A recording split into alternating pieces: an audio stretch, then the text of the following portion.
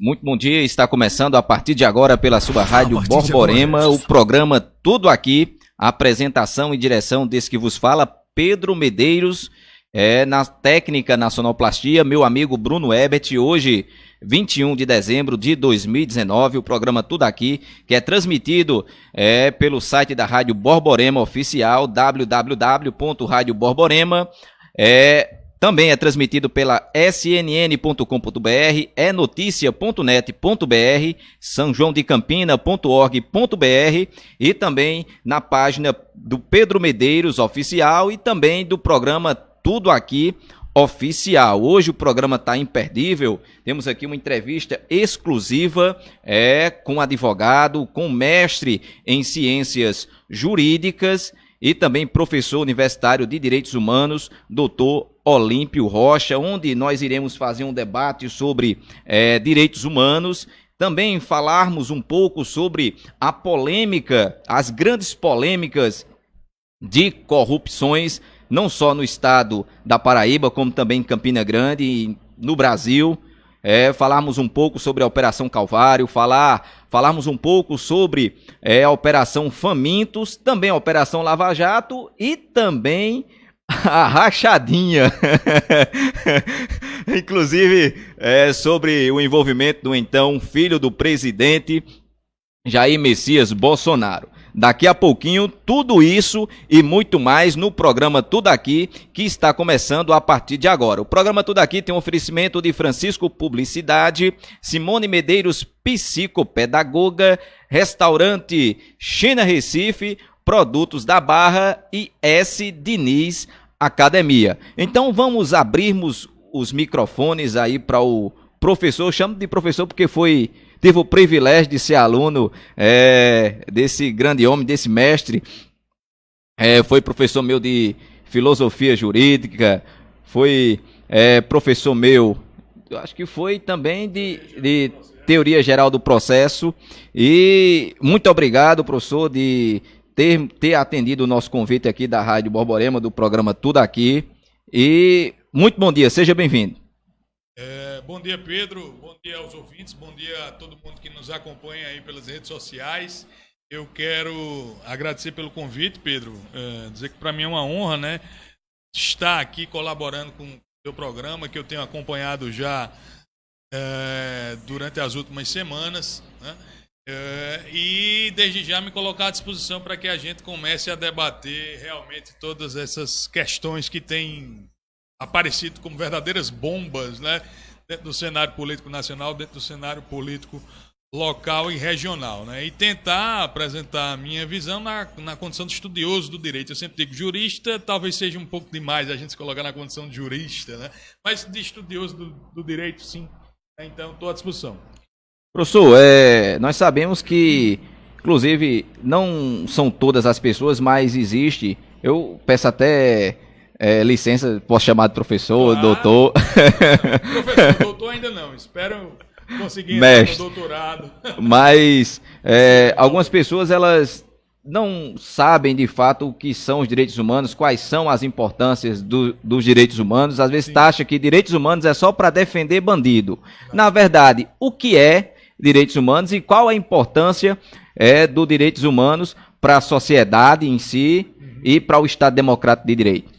Pois não, Pedro, é uma pergunta bastante pertinente essa que você me faz. Veja, desde já eu, inclusive, convido todo mundo a acessar lá no site do Brasil de Fato. Vocês devem conhecer, o Brasil de Fato é um jornal de abrangência nacional e eu tenho uma coluna mensal intitulada Política e Direito, na qual eu trato desses temas. E, inclusive, a última coluna foi justamente para tratar um pouco dos 71 anos da Declaração Universal dos Direitos Humanos. No último dia 10 de dezembro, celebramos esses 71 anos da Declaração Universal dos Direitos Humanos, que foi aprovada, portanto, em 1948, no âmbito das Nações Unidas. E essa declaração ela foi assinada, ratificada por uma série de nações, mundo afora. Ela é um documento curto, né? Um documento de 30 artigos, e vão tratar justamente do que são direitos humanos. Os direitos humanos são os direitos básicos, né, como o próprio nome diz, que todos os humanos têm, né, que todos nós, homens e mulheres, temos: o direito à vida, o direito à liberdade de locomoção, o direito à liberdade de expressão, o direito ao trabalho, o direito à saúde, o direito à moradia, né? Então, basicamente tudo é direito humano, né? Sob o ponto de vista doutrinário, digamos, a gente diz que os direitos humanos é uma expressão mais utilizada, né? É uma expressão mais utilizada no âmbito internacional, né? Quando a gente puxa para o ordenamento jurídico interno, a gente se refere mais ao que chamamos de direitos fundamentais, né? Que estão praiados lá na nossa Constituição Federal. Então, em resumo, eu diria, né, que direitos humanos são os direitos básicos, né, a que todos nós estamos sujeitos, né? Direito à vida, direito à saúde, direito à moradia, direito ao trabalho, direito à educação, direitos esses, infelizmente, que têm sido bastante aviltados, principalmente desde que nós fomos submetidos a um golpe, né, contra a nossa ex-presidenta Dilma, que apesar de ter um governo questionável sob o ponto de vista econômico, sob o ponto de vista de haver desenvolvimento ou não para a nação, mas indubitavelmente foi sim vítima de um golpe a partir da ascensão de Temer e agora da eleição do famigerado presidente que ora ocupa o cargo lá no Palácio do Planalto. Esses direitos têm sido cada vez mais aviltados. Quanto foi que os direitos humanos chegaram aqui no Brasil e qual foi o objetivo dos direitos humanos chegar aqui no Brasil, professor? Pois é, veja, os direitos humanos são uma evolução histórica, meu caro Pedro. Não existe um momento que a gente diga assim, a partir de agora existem os direitos humanos, a partir de agora os direitos humanos estão valendo, né?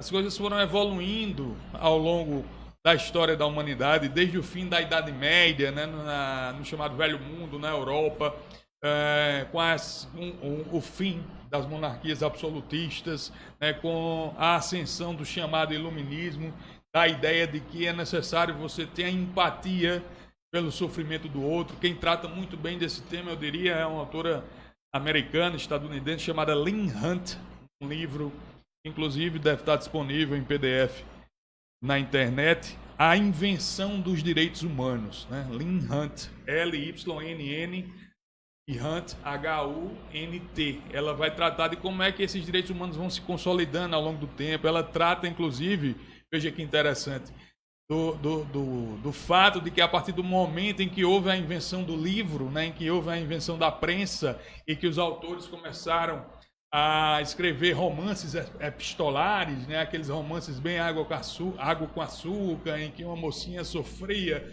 por conta da imposição dos pais de casar com algum tipo de homem de posses, e aquele sofrimento era colocado nos livros. Então os leitores, inclusive homens, passaram a ter empatia pelo sofrimento daquela mocinha, né? E isso começou a fazer com que a necessidade de se reconhecer naquele momento que não haveria, portanto, uma lógica em impor um casamento a uma mulher, em impor a vontade de outrem, né, sobre alguém. Isso começou a gerar uma empatia nas pessoas, depois passando pelo fim, né, pelo fim das práticas de tortura como forma de obtenção de uma confissão, né? Veja, ela trata, Lynn Hunt, daquilo que chamamos de questão preliminar, né?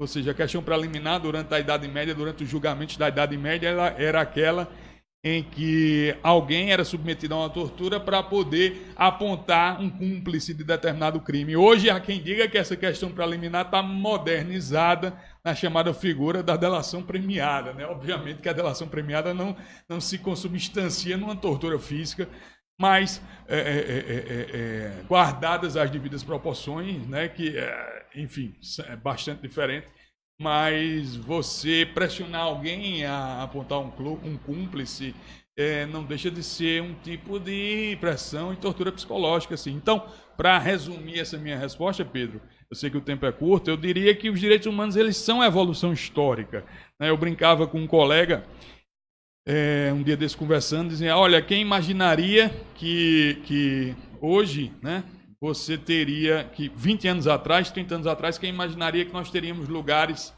lugares quase que totalmente proibidos para a prática do fumo, né? Para a prática do fumo, do cigarro normal, do tabaco. Quem imaginaria 30, 20 anos atrás que hoje nós teríamos total obrigação de usar o cinto de segurança? Nós, né, passamos da casa dos 30, como quando éramos crianças, andávamos na caçamba, né, das saveiras. O meu avô tinha uma saveira, eu gostava muito de andar na caçamba.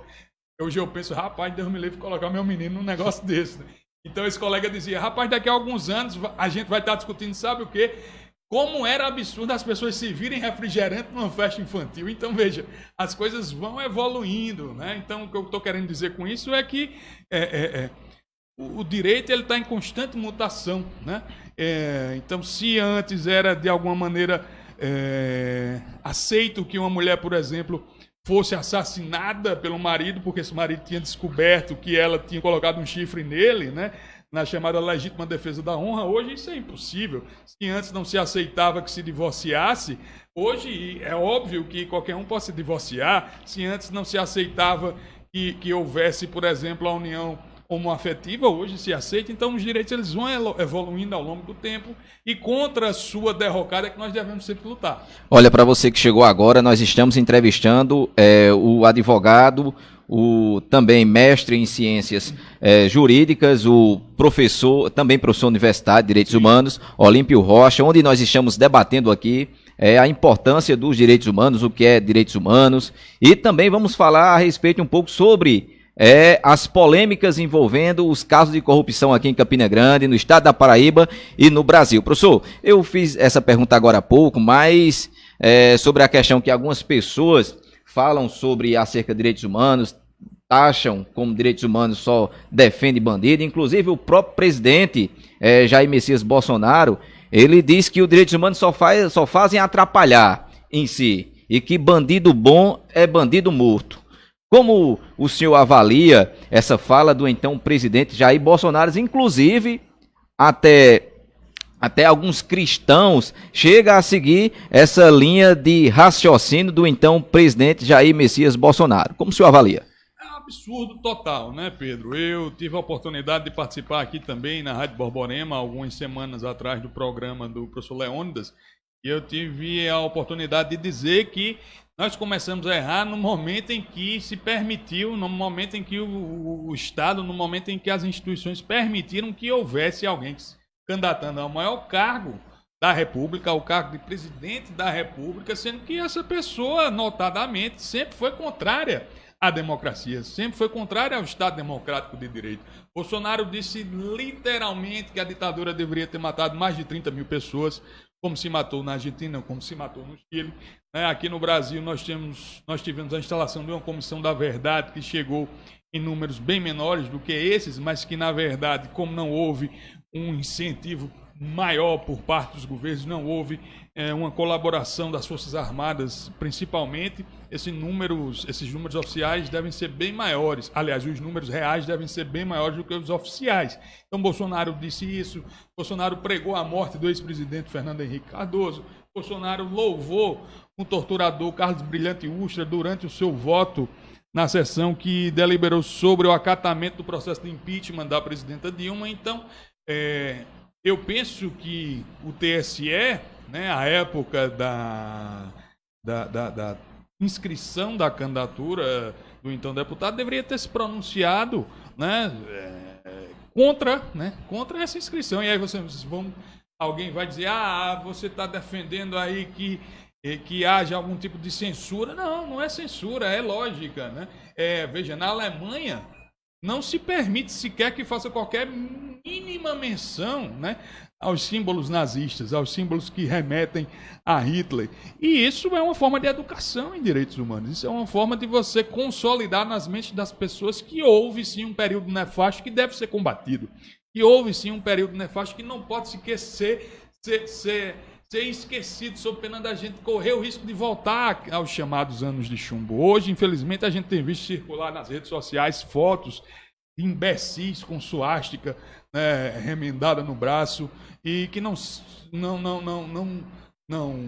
que fazem isso, melhor dizendo, porque a gente não tem uma política de memória, porque a gente não tem uma política de verdade, porque a gente não tem, por exemplo, museus, né, como há no Chile, como há na Argentina, que mostre quão nefasto foi o período da ditadura militar, que mostrem, de fato, como é impossível que se aceite que, por exemplo, se torture alguém que se coloca contra um regime que caça liberdades. É impossível que você aceite que um imbecil, mesmo que esse imbecil seja filho do presidente da República, louve o ato institucional número 5, que foi um ato normativo que cassou mandatos de políticos, que cassou liberdades democráticas, que fechou o Congresso Nacional, né? Sem que essa pessoa sofra nenhum tipo de punição, né? De punição, para que essas coisas não se repitam. Então, a gente está vivendo um período em que essa, digamos, anti-intelectualidade está aflorando, em que essa mistura de religião com sei lá o que, com democracia, está eivando, né? Principalmente as pessoas mais humildes, sem uma maior condição de estudo, né? Está confundindo a cabeça das pessoas, achando que a religião deve se misturar com o Estado. Então é contra isso, meu caro Pedro, que a gente tem que lutar. E para finalizar, essa história de que direitos humanos só defendem bandidos, isso é balela. Isso é balela. Direitos humanos, eu repito, são direitos básicos da população. Qualquer um, né? Por exemplo, pode procurar um coletivo de direitos humanos, pode procurar um conselho estadual de direitos humanos, por exemplo, do qual eu faço parte, pedir que haja algum tipo de intervenção em seu favor, não é? Há, obviamente, uma preocupação com aquelas pessoas que têm seus direitos, digamos, mais aviltados do que o normal, que são as pessoas presas, por assim dizer. Veja, hoje no Brasil nós estamos caminhando para 1 milhão, né, de pessoas presas no sistema carcerário. Temos mais de 800 mil. E quase metade dessas 800 mil pessoas não tem sequer uma sentença condenatória. Significa dizer que elas podem ser inocentadas, né? Então, o que é que vai pagar? Imagine você eventualmente preso, você é inocente, mas aí daqui que se prove sua inocência, daqui que se reconheça seu direito de responder a um processo em liberdade, você já passou 1 mês, 2 meses, 1 ano preso, né? Quem vai pagar esse sofrimento que você teve, né? Quanto é que vale uma noite encarcerado? Né? Vale? É impossível você mensurar isso. Eu, na condição de advogado, na condição de militante de direitos humanos, já tive a oportunidade de visitar, de fazer inspeções em boa parte dos presídios do nosso estado, e a despeito dos esforços de bons agentes para que haja a prestação de um bom serviço, não tem como você negar que aquilo ali é um inferno sobre a terra, né? Que não há a mínima condição de ressocialização, de celas em que há 4 colchões disponíveis, dormem 30, 40 pessoas, uma em cima da outra, sem banheiro, sem a mínima condição de higiene, sem, enfim, ventilação, sem iluminação. Então, prender nunca resolve nada. Prender nunca resolve nada. Professor, acerca da Declaração Universal dos Direitos Humanos, que foi promulgada em 1948 na França, perfeito. Inclusive, após quase 20 anos após essa Declaração de Direitos Humanos, explodiu aqui na América Latina, principalmente na Argentina, no Chile, inclusive no Brasil, governos ditatoriais. Sim. Em si. O que se deu e como o senhor avalia todo esse período ditatorial aqui na América Latina, professor? Pois não, meu caro Pedro, é uma pergunta bastante complexa, eu diria. Aliás, é uma pergunta que tem uma resposta bastante complexa, né? Você vem de um período pós-Segunda Guerra Mundial em que se tenta reconstruir os países, principalmente europeus, destruídos, né, pelos bombardeios, destruídos, né, pelas tentativas nazistas de dizimação, né, da população dita não ariana, e depois, como você bem lembra, principalmente aqui na América do Sul, começando pelo Brasil em 64, passando pela Argentina, passando pelo Uruguai, passando também pelo Paraguai com Stroessner, né, passando por quase todos esses países sul-americanos, tivemos, né, sem dúvida alguma, a instalação de governos ditatoriais, militares em que se caçou liberdades democráticas, né, sob o argumento de que haveria uma suposta esquerda que estaria se organizando para dar algum tipo de golpe rumo à implantação do comunismo. Isso é risível. É inclusive esse mesmo argumento que é utilizado hoje pelos defensores do chamado globalismo, né, capitaneados pelo velho maluco do Olavo de Carvalho lá, que é tido como ideólogo do governo Bolsonaro. Eles acham que a gente vive num jogo de war, né? Eles acham que a gente vive num jogo de mocinhos contra bandidos. A geopolítica não se resume a isso. A geopolítica não se resume ao Oriente Médio religioso, o Oriente Médio muçulmano contra o Ocidente cristão supostamente democrático, contra a Eurásia comunista, como se nós tivéssemos todos esses elementos sobre um tabuleiro e que, na verdade, estariam em guerra entre si para dominar o mundo. Isso é coisa de pink cérebro, né? Isso não existe. A geopolítica ela diz respeito aos interesses de cada país, que vai buscar, obviamente, consolidar esses interesses através da celebração de acordos bilaterais, de acordos multilaterais, sempre com vistas a proteger os interesses internos, coisa que a gente não tem visto, por exemplo, acontecer aqui no nosso país, na medida em que o presidente Bolsonaro lambe as botas do Trump, né? Na medida em que o presidente Bolsonaro vai lá para os Estados Unidos dizer que é um aliado de primeira hora do Trump, e o Trump depois mostra uma verdadeira banana, né, para Bolsonaro, como foi o caso, por exemplo, agora da OCDE, né, que teria sido prometido ao Brasil ter uma cadeira, né, nesse conglomerado de países, e depois os Estados Unidos foram taxativos no sentido de que não, de que o Brasil permaneceria onde está, né, que o Brasil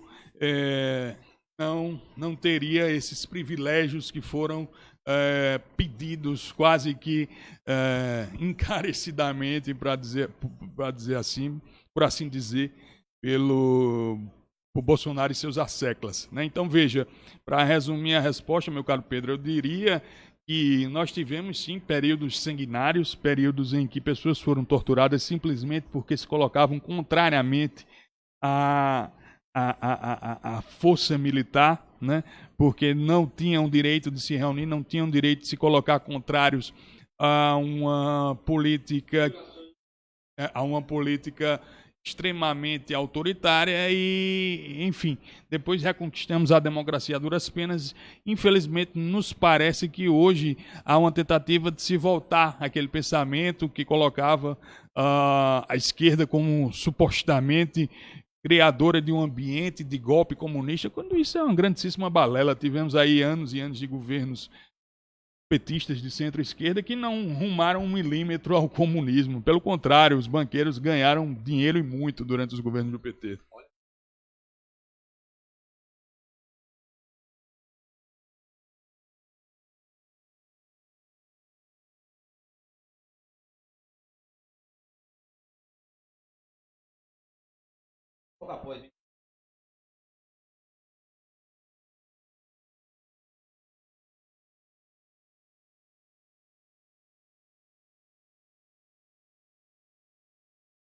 Também a Operação Famintos. Vamos ao intervalo, daqui a pouquinho nós voltamos.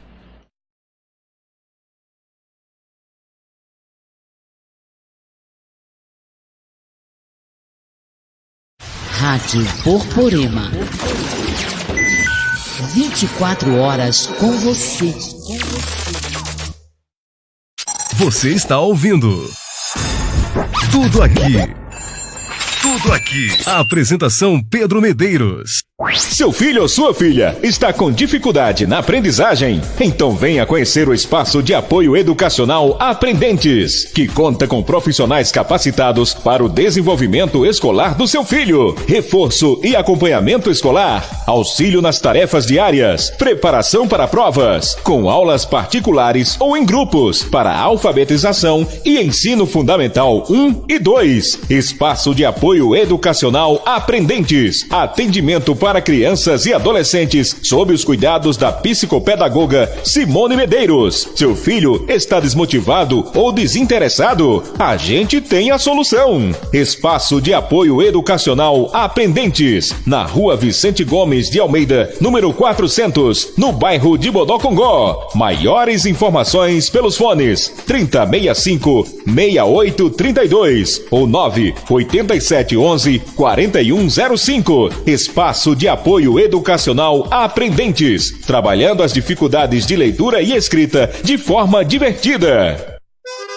Ô, compadre, tu já experimentaste os produtos da Barra? Produtos da Barra? Ainda não, compadre. Pois é, um produto da Barra, empacotando qualidade para sua refeição. Tem feijão e tem arroz. É o feijão da Barra, feijão Clebon e arroz Clebon. Mas pense nos produtos de qualidade e é direto de Barra Santa Rosa, Paraíba. Atenção, proprietários de mercadinhos, supermercados e mercearias. Adquira agora os produtos da Barra, porque na minha casa eu só uso produtos da Barra. Se não tiver no supermercado, eu não compro. E o telefone para contato é fácil, viu, compadre? Qual é, homem? 3376-1028. Pense nos produtos bons de Barra de Santa Rosa, Paraíba.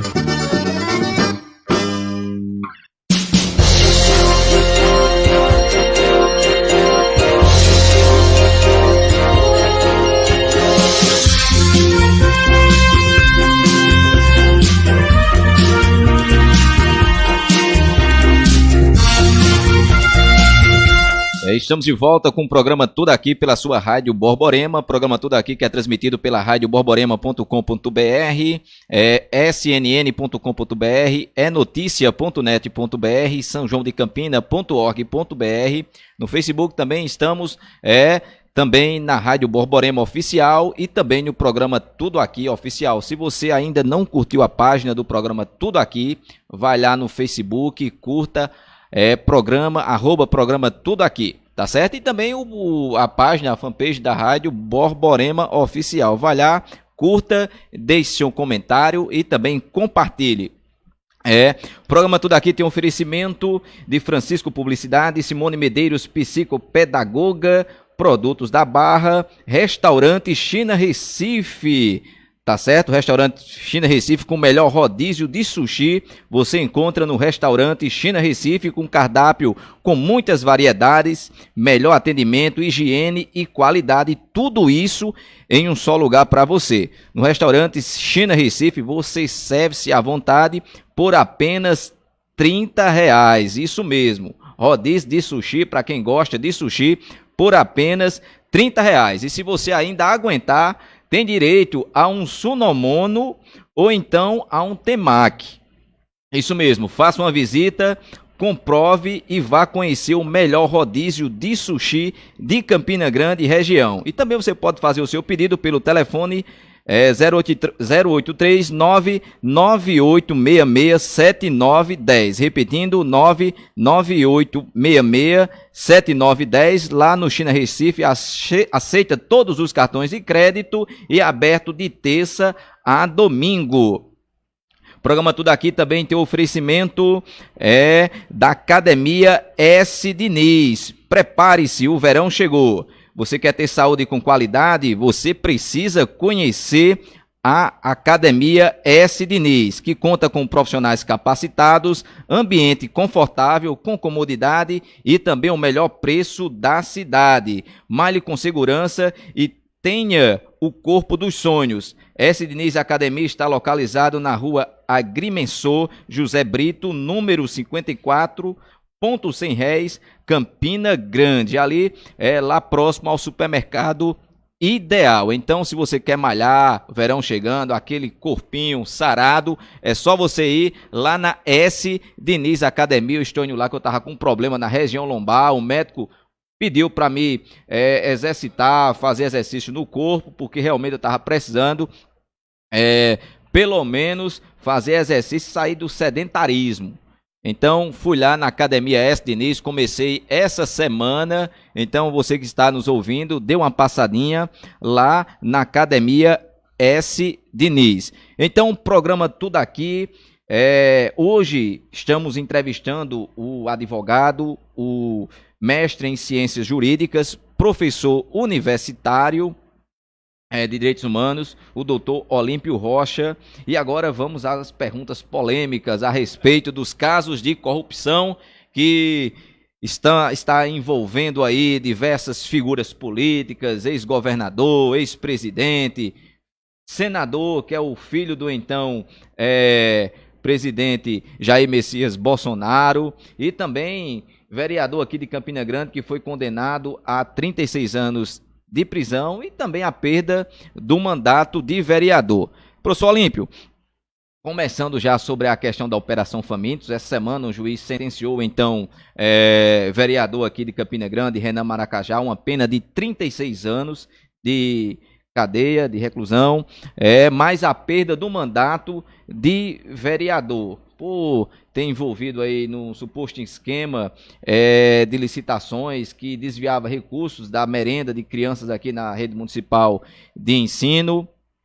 Como o senhor avalia essa operação Famintos, que foi batizada por esse nome aqui na cidade de Campina Grande? Como o senhor avalia essa operação e como também o senhor avalia a Câmara Municipal aqui de Campina Grande, a Casa Félix Araújo, por até agora ficar silenciosa a respeito desse envolvimento do então vereador Renan Maracajá? Apontar de início o seguinte, né? Para que nós tenhamos uma posição mais técnica sobre o processo, seria preciso lermos a completude dos autos.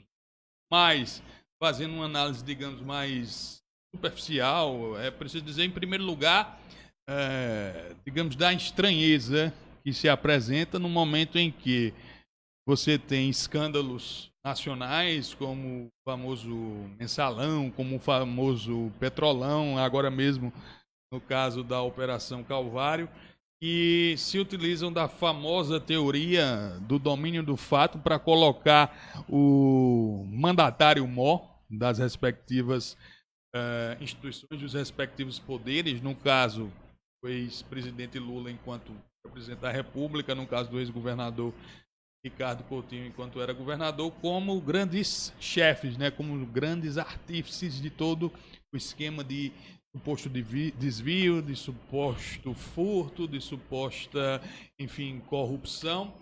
E quando a gente vem para o âmbito municipal, esse fenômeno não é repetido. Claro, não se trata aqui de fazer qualquer tipo de acusação ao prefeito, mas o fato é que o prefeito ele passa, né, em brancas nuvens ao largo de todos esses escândalos. No caso, a justiça em si, ela está utilizando de 2 pesos e 2 medidas? Eu diria até 3 pesos e 3 medidas, 4 pesos e 3 medidas. Esse é um debate que a gente pode ir bem a fundo no chamado campo do ativismo judicial, né, Pedro?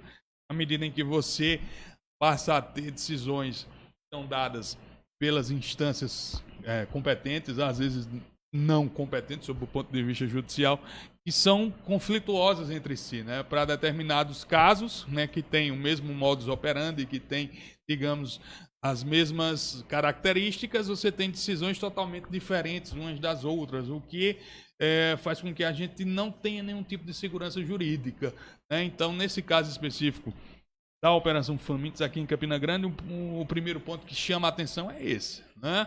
O prefeito está aí há quase 8 anos e está passando ao largo de tudo isso, né? Não, repito aqui, estou fazendo nenhum tipo de acusação, estou apenas constatando, né? Que não há esse mesmo peso, essa mesma medida. Apesar que, inclusive, já houve até sentença, ou seja, as investigações em si que houve da própria Polícia Federal, como também a AGU, e houve, de fato, esse caso de corrupção, porque foi comprovado através da sentença exatamente, houve a sentença já de um juiz de primeiro grau a respeito disso, onde... Esse é outro ponto, eu ia chegar lá. Veja, o fato é que outra diferença também, né, em relação aos demais escândalos de âmbito estadual e de âmbito nacional, é que no caso aqui de Campina, como você bem lembrou, já tem sentença, né, dada pelo juiz federal uma das varas da Justiça Federal aqui de Campina Grande, não sei exatamente qual, se é a quarta ou se é a quarta sexta. vara. Quarta vara, né? Quarta vara da Justiça Federal. Então o processo já teve todo o seu trâmite no primeiro grau de jurisdição, né? Houve a investigação no âmbito policial, houve a apresentação da denúncia por parte do Ministério Público Federal, acatamento da denúncia, a defesa fez a resposta à acusação, o processo teve sua instrução, testemunhas de acusação foram ouvidas. Houve todo o processo legal. Sim, o processo legal está sendo, tá correndo. Obviamente ainda cabe recurso. É bom lembrar isso. Exatamente. É bom lembrar isso. Né? Ainda cabe recurso ao TRF, né? Me parece que as penas foram bastante altas, né? Algumas ultrapassando até 30 anos. Então é possível, né? Eu diria, pela minha experiência, que essas penas tenham, né, um abrandamento na segunda instância. Agora, veja, como nós discutimos inclusive em off, eu, né, enquanto militante dos direitos humanos, eu enquanto estudioso do direito, eu enquanto estudioso que está caminhando para entender cada vez mais e melhor a ideia do abolicionismo penal, eu deixo claro desde já que eu sou totalmente contra, né, 90%, 95% dos casos em que você prende eventuais acusados, em que você prende eventuais réus, você tem outros meios, né, de ressarcimento ao erário, você tem condições de impor multas, você tem que, se for o caso, proibir que maus agentes públicos ocupem cargos públicos, ocupem cargos eletivos. Você prender vai simplesmente continuar lotando nossas cadeias. Hoje na Paraíba a gente tem mais de 13 mil presos, sendo que temos aí em torno de 6 mil vagas, ou seja, há quase 200% de superlotação, né, nos nossos ergástulos penais, né, para se utilizar de uma expressão do direito. Mas o fato é que, veja, do ponto de vista jurídico, a Operação Famintos ela já está bem mais avançada do que, por exemplo, a Operação Calvário, né, que está ainda numa fase de investigação preliminar, né, e que teve as recentes prisões preventivas decretadas contra agentes que eram parte do governo estadual, isso com base em delações premiadas do suposto operador do esquema lá de recursos, né? Então esse seria um ponto. Sobre a questão do ponto de vista, como é que você olha a avaliação que o senhor faz a respeito do silêncio da Câmara dos Vereadores em decorrência de todo esse esquema da Operação Famintos, inclusive de um vereador ser condenado a 36 anos de cadeia e também a perda do seu mandato à frente do Parlamento Campinense? Claro. Que isso não deveria, a Câmara dos Vereadores, abrir um processo de cassação de mandato? Não tenho dúvida nenhuma, né? São instâncias, são poderes diferentes, né? Cada um tem sua independência. Digamos, a função típica do poder legislativo, obviamente, é legislar, mas tem funções ditas atípicas também, que como substanciam na administração, né, dos seus próprios bens, seus próprios direitos, e também na instauração de processos, como no caso deve ser instaurado, né, quanto especificamente o vereador condenado, né, o Renan Maracajá, que foi inclusive o mais votado, né, das últimas eleições. Deveria sim ser instaurado um processo no âmbito legislativo para que o vereador apresente sua defesa, para que os vereadores avaliem, né, se for o caso, a necessidade de cassação de mandato ou não, tudo dentro do devido processo legal. Agora, o que não pode, sob hipótese alguma, meu caro Pedro, é permanecer inerte, como me parece que tem permanecido. Parece que as coisas acontecem em outro planeta, né?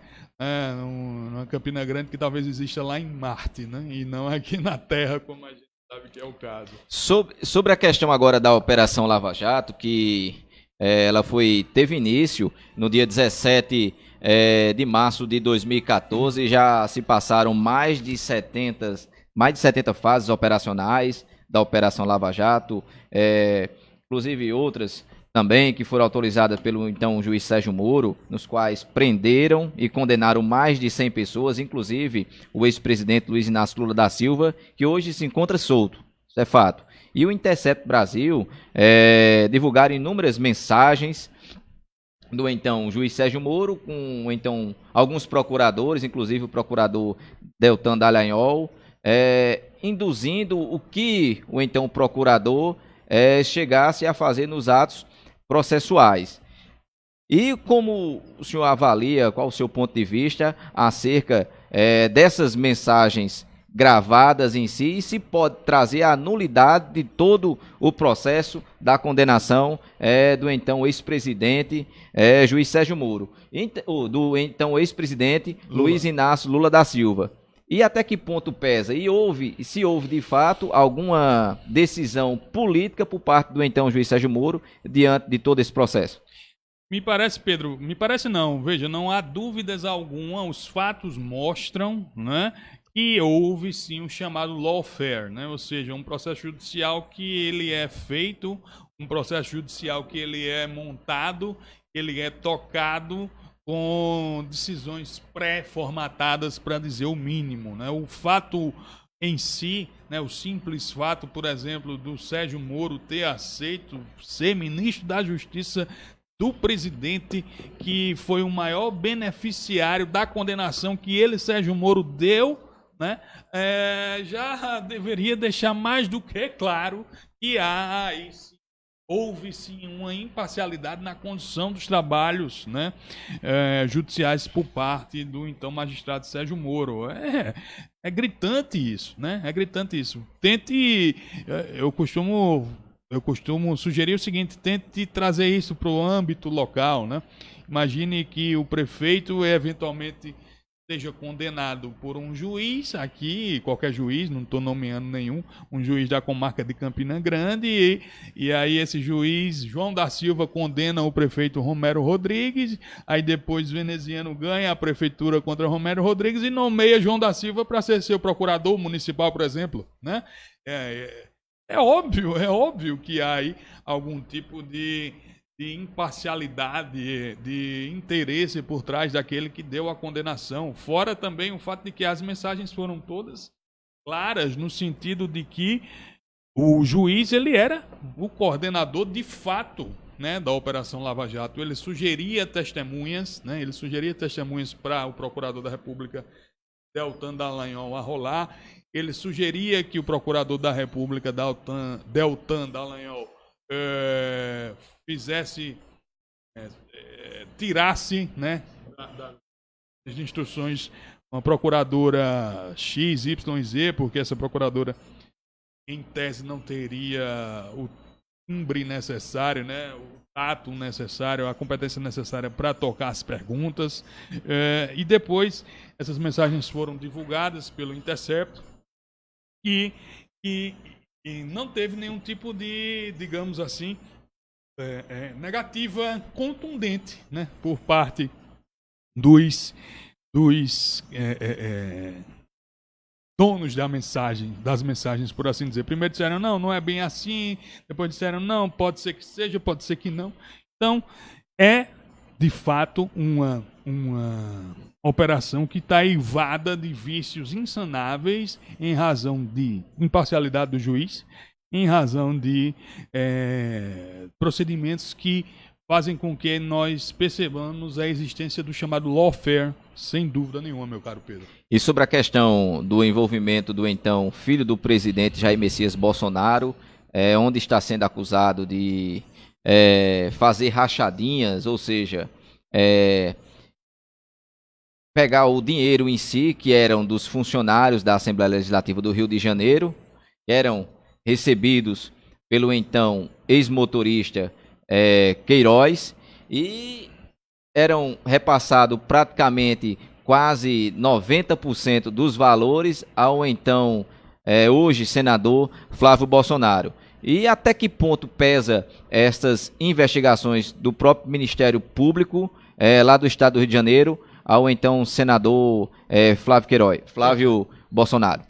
Pois é, Pedro, todo mundo, né, como diria Roberto Carlos, gostaria muito de ter um amigo de fé, um irmão, um camarada, como o Queiroz parece ser da família Bolsonaro, né? Isso, veja, ele já, inclusive, informalmente teria assumido que fazia as chamadas rachadinhas, né? Isso é uma prática totalmente abjeta.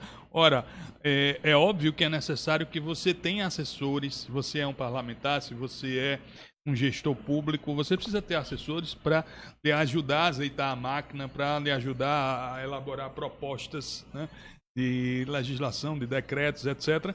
E esses assessores precisam ser bem remunerados, né? Essa coisa de devolver, né, o dinheiro para o dono do mandato, né, precisa ser, não tenha dúvida nenhuma, apurada, né, e sentenciada com a condenação dos responsáveis por essa prática corrupta e abjeta, né? No caso de Bolsonaro, né, no caso do Flávio Bolsonaro, o Ministério Público já deu declarações também no sentido de que teria havido o recebimento, né, dessas rachadinhas em cash, ou seja, em dinheiro vivo, e para lavar esse dinheiro ele teria comprado imóveis, né, também em cash.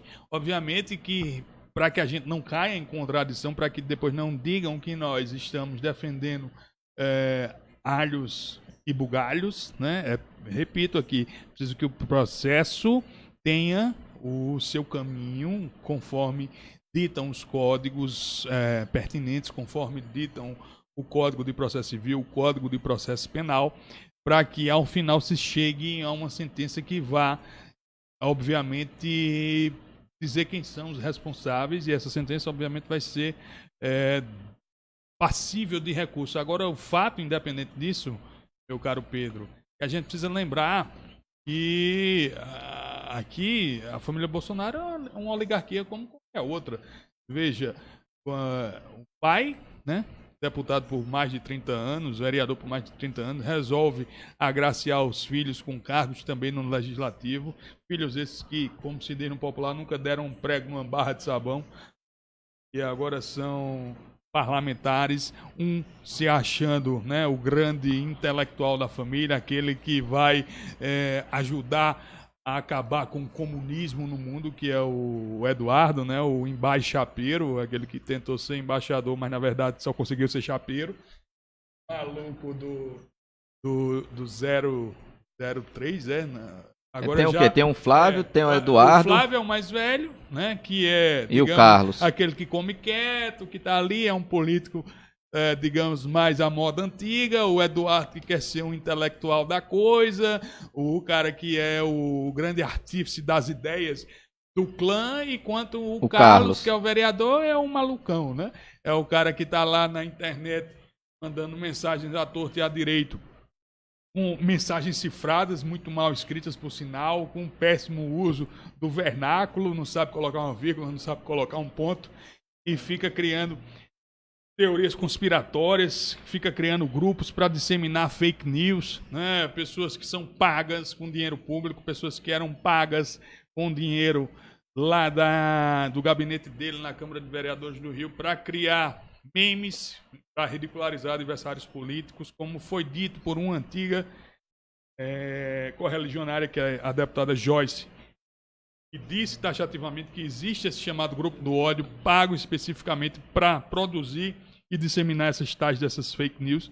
Então veja, nós estamos num mato sem cachorro, meu amigo. O negócio está feio, viu? Mandar um abraço aí para quem está em sintonia conosco. Eu sempre gosto de mandar os abraços quase no término do programa. Mandar para Edilma Barreto, Zenaide Queiroz. Acho que ela não é família dos Queiroz não, viu? Não. Mandar um abraço também para Jô Veículos, Anselmo Rocha. Manda um abraço aí para os meus inscritos no canal Arrocha Papai.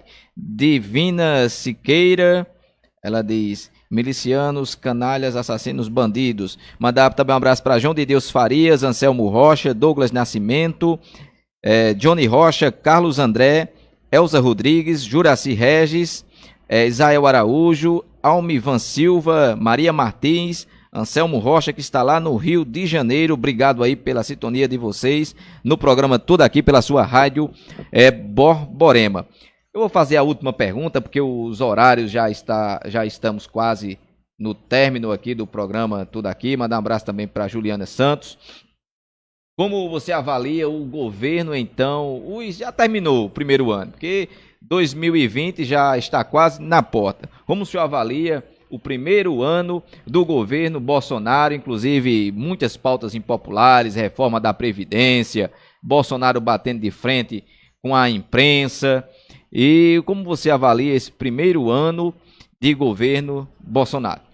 É o governo da necropolítica, Pedro. Necropolítica, né, é um conceito criado pelo filósofo camaronês Achille Mbembe. Vocês podem fazer uma pesquisa mais perfunctória na internet, né, no Google, coloca lá necropolítica. E necropolítica, ela se consubstancia, digamos, em atitudes estatais, né, em colocação em prática de atitudes estatais que visam, ao fim e ao cabo, dar cabo, né, da população preta, pobre e favelada. Eu não estou querendo dizer que existem ordens diretas de quem quer que seja para que se mate pessoas pobres, para que se mate pessoas pretas, para que se mate pessoas faveladas. Não, mas na medida em que você é entusiasta de uma reforma da Previdência que vai caminhar para nos transformar naquilo que o Chile se transformou e naquilo que redundou nesses recentes protestos lá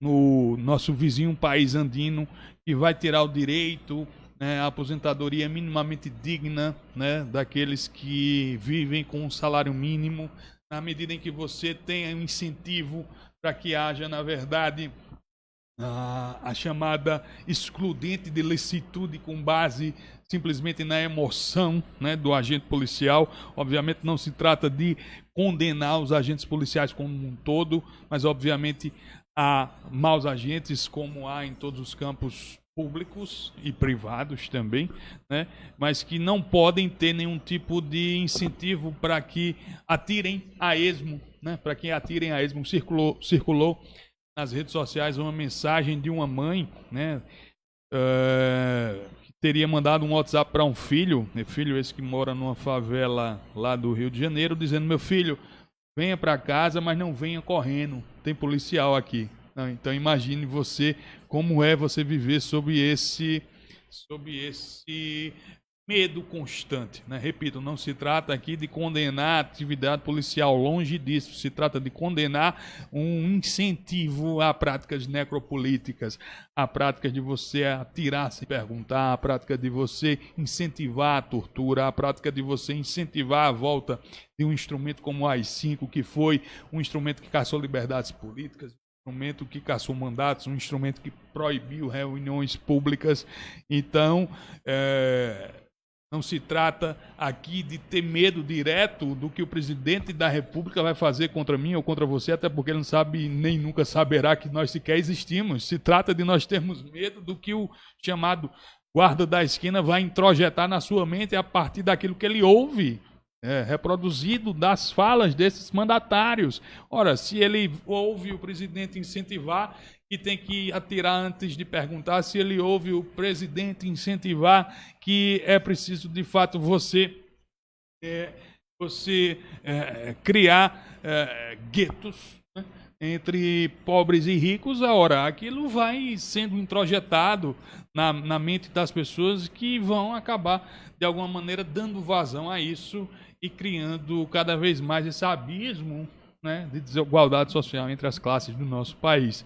Então é um governo, sob todos os aspectos, digno de repúdio. Tem um bocado de ministro maluco, né, a Damares, com aquele discurso dela de misturar religião com isso tem a ver. O ministro da Educação, a cada dia falando mais atrocidades, dizendo que tem plantação de maconha nas universidades. Isso é uma política que, ao fim e ao cabo, visa, de fato, acabar com o ensino público gratuito e de qualidade, e visa fazer com que a gente tenha apenas universidades que visem o lucro e só. Não é o caso, não é o caso. E também não se trata aqui de você querer dizer que não é possível que haja incentivos a universidades privadas, pelo contrário, mas é preciso que haja, sim, cada vez mais a ideia de que o ensino deve ser público, gratuito e de qualidade. Você vê o presidente dizendo atrocidades, como disse ontem, né, chamando um jornalista... Tinha cara de homossexual. Dizendo que o jornalista tinha uma cara de homossexual terrível. Isso é coisa de quinta série, né?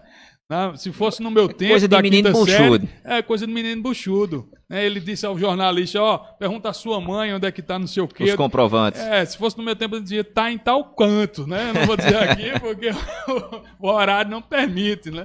Mas, veja, é complicado, cara. É complicado realmente a gente ter um governo de nécios, um governo de incapazes como é esse que nós temos hoje. Olha, hora certa, 12 horas mais 4 minutos. Infelizmente, estamos chegando ao término do programa Tudo Aqui pela sua Rádio Borborema.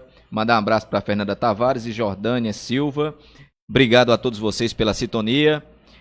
Sábado que vem estaremos aqui novamente com muita notícia, um debate bastante enriquecedor no programa Tudo Aqui pela sua Rádio Borborema. Eu quero agradecer de antemão ao professor Olímpio Rocha, foi meu professor de Direito lá na instituição Unesc Faculdades. Muito obrigado, professor, por estar aqui, por atender o nosso convite, e deixo desde já também um Feliz Natal para todos os ouvintes, você que está em sua casa, você que está em seu trabalho, você que está através do celular nos acompanhando nas redes sociais. Um Feliz Natal com muita paz, com muita saúde, que você venha perseverar, que você venha ter mais atitude e ousadia para vencer na vida, tá certo? E que todos os seus sonhos sejam de fato almejados. Professor, obrigado mais uma vez pela presença e pela participação aqui no programa Tudo Aqui.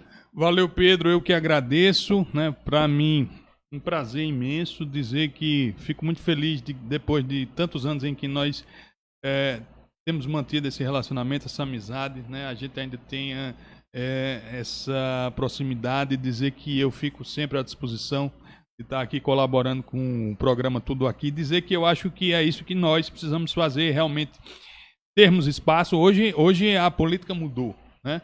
Então, a política hoje se faz em grande parte via redes sociais, via internet. É preciso que nós ocupemos esses espaços para fazer com que nossa mensagem chegue às pessoas, para a gente contrapor o discurso de ódio, para a gente contrapor o discurso fascista, para a gente contrapor o discurso contra o Estado democrático de direito. É preciso ocupar esses espaços na internet, nos podcasts da vida, né? Eu, inclusive, estava comentando aqui com vocês, termos espaço. Hoje a política criar um projeto nesse sentido. Então, a política e isso. Muito obrigado, um grande abraço. Obrigado. Então, até sábado, se Deus assim nos permitir. Nossa mensagem chegue às pessoas. A gente Você acabou de ouvir o programa Tudo Aqui. Pra gente contrapor